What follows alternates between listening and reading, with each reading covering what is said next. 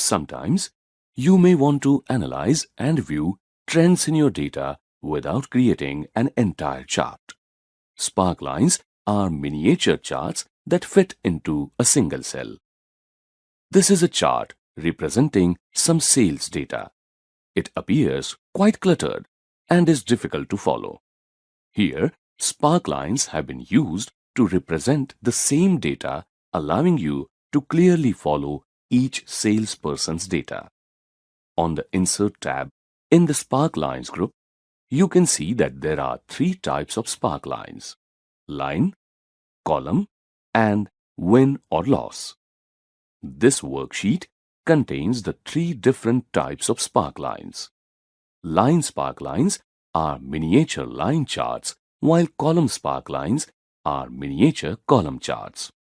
Win or loss sparklines are similar to column charts. In this type of sparkline, negative values are displayed below the axis. They are often used in the sports field to indicate the wins and losses of a team. The data used for the creation of win or loss sparklines is normally -1 for a loss and +1 for a win. This worksheet contains subject-wise marks of a set of students. Let's create line sparklines to show the variations in the marks for each student. Ensure the cells in which you plan to create the sparklines are reasonably large for better visibility. Select the cells D8 to I27. On the Insert tab in the Sparklines group, select Line. In the Create Sparklines window, you can see the selected cells displayed in the Data Range box. In the Location Range box, you need to specify where you want to place the sparklines. Drag your mouse over cells J8 to J27. The Create Sparklines window becomes smaller, and the range over which you are dragging is displayed in it.